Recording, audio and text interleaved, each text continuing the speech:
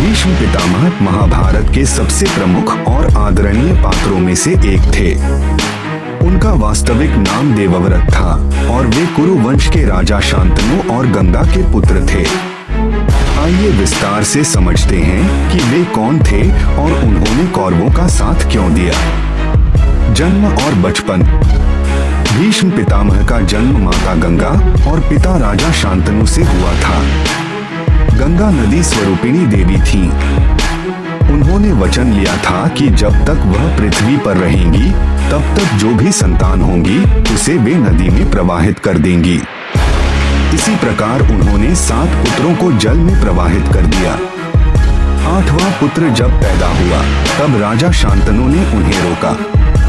तब गंगा ने कहा कि यह पुत्र बहुत महान होगा और इसका नाम देवव्रत होगा। गंगा देवव्रत को लेकर स्वर्ग चली गईं और वहां उन्हें देवताओं, ऋषियों और महर्षियों से शिक्षा दिलाई। भीष्म नाम कैसे मिला? जब गंगा अपने पुत्र को लेकर वापस लौटीं, तब देवव्रत को राजा शांतनु ने राजगद्दी का उत्तराधिकारी घोषित किया।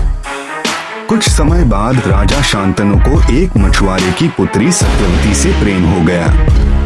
सत्यवती के पिता ने कहा कि वह तभी विवाह करेंगे जब सत्यवती की संतान को ही राजगद्दी मिले।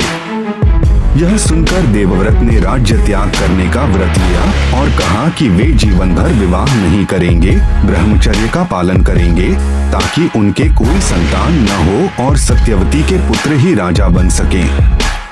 उनके इस कठिन और अद्भुत व्रत को देखकर देवताओं ने कहा, यह व्रत बहुत भीषण कठिन है, इसलिए इन्हें भीष्म कहा जाएगा। कौरव और पांडवों के समय सत्यवती के पुत्रों से ही कुरुवंश आगे बढ़ा। विचित्रवीर्य और चित्रांगद 2 पुत्र हुए।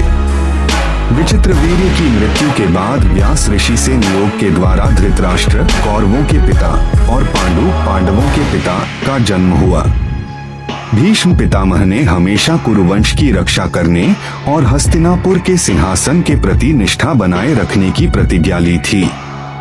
कौरवों का साथ क्यों दिया?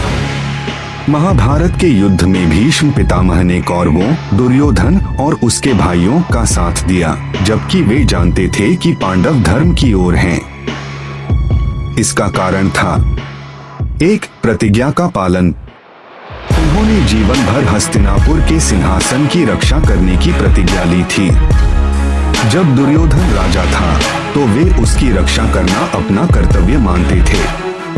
उनके लिए राज्य के प्रति निष्ठा सबसे बड़ा धर्म था। 2. राजा के आदेश का पालन। वे स्वयं कभी राजा नहीं बने, परंतु हमेशा राजसत्ता के प्रति आज्ञाकारी रहे।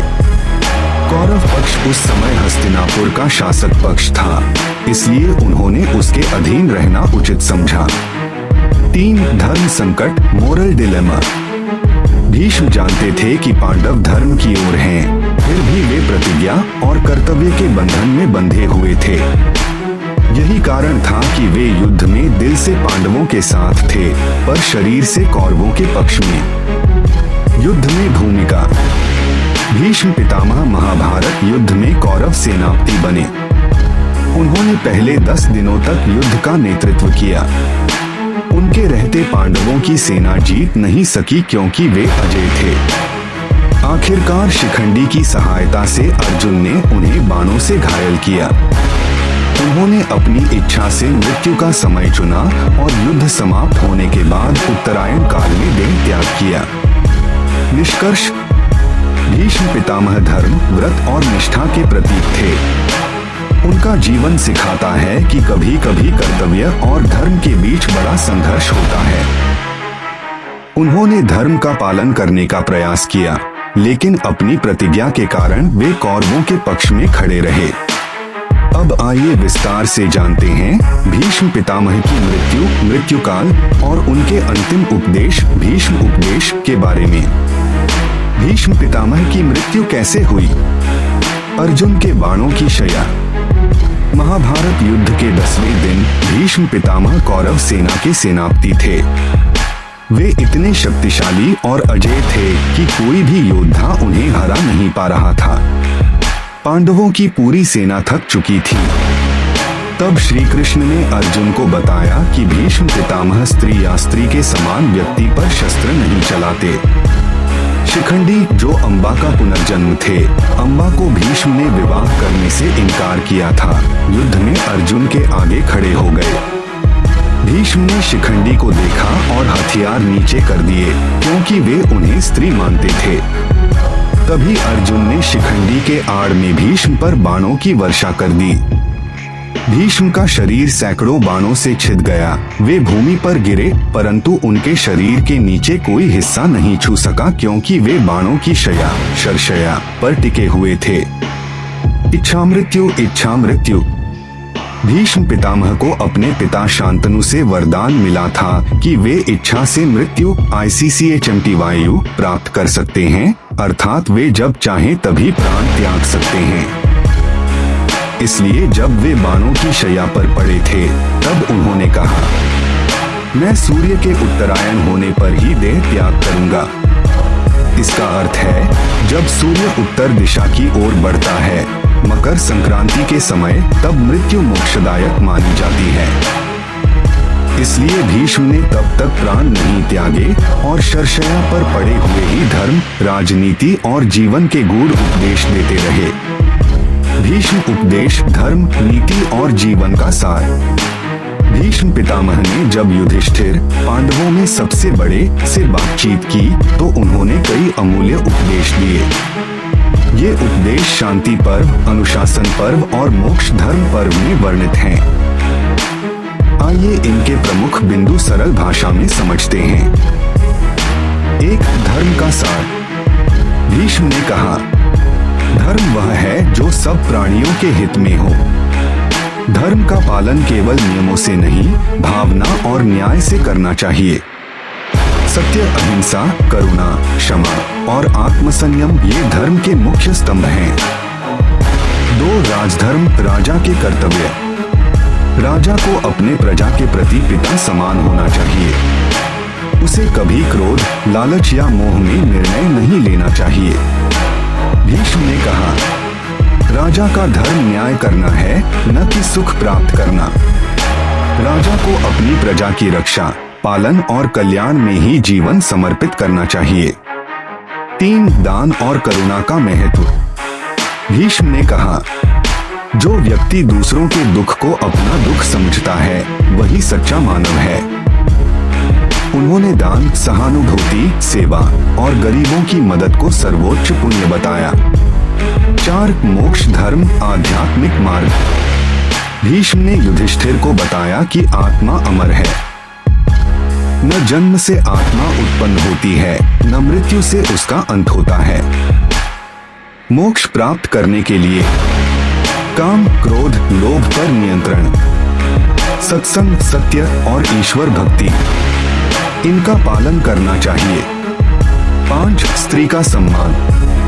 भीष्म ने कहा कि जहाँ स्त्रियों का सम्मान होता है, वहाँ देवता वास करते हैं। उन्होंने स्त्रियों के प्रति आदर, सुरक्षा और समानता की शिक्षा दी। 6. अंतिम क्षण और उपसंहार। जब सूर्य उत्तरायण हुआ, तब भीष्म ने भगवान श्री कृष्ण और पांडवों को प्रणाम किया, धर्म पर अंतिम उपदेश दिए और ध्यान लगाकर अपने प्राण त्याग दिए। स्वर्गलोक से पुष्प वर्षा हुई और देवताओं ने उनका स्वागत किया। निष्कर्ष, भीष्म पितामह का जीवन त्याग, निष्ठा और धर्म का अद्भुत उदाहरण है। उनके उपदेश आज भी जीवन में मार्गदर्शन देते हैं।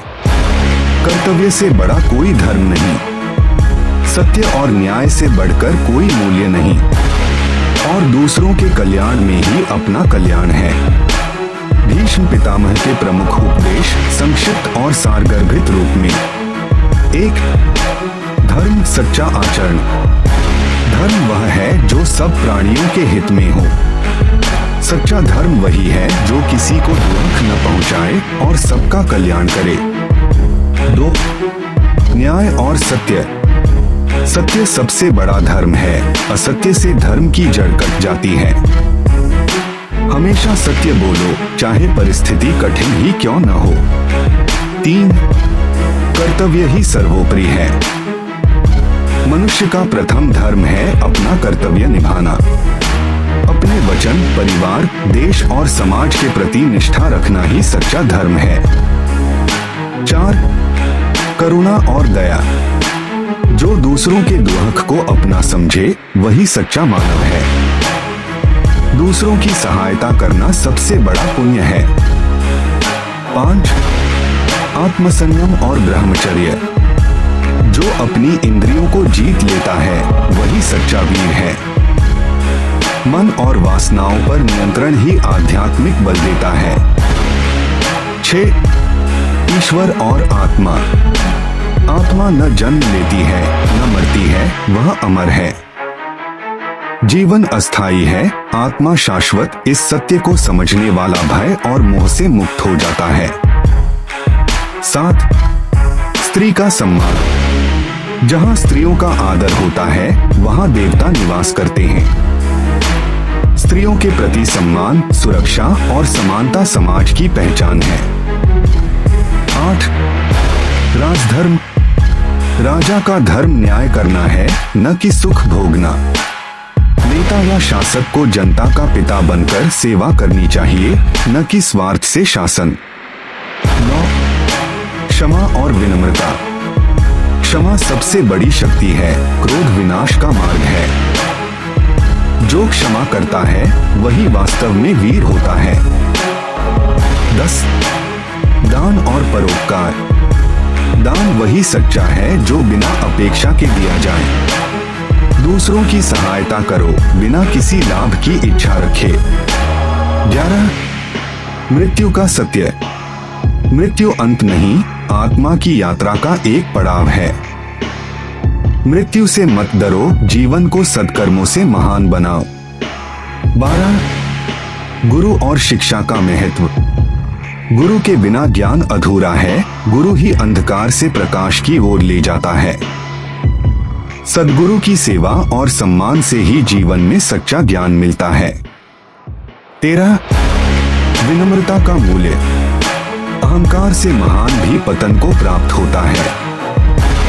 जितना महान बनो उतना ही नम्र रहो, यही सच्ची सफलता है। निष्कर्ष, भीष्म पितामह के ये उपदेश हमें यह सिखाते हैं कि सत्य, धर्म और कर्तव्य ही जीवन का मूल है। शक्ति और ज्ञान तभी सार्थक हैं जब वे दूसरों के कल्याण में लगे। और सबसे बड़ी विजय है स्वयं पर विजय।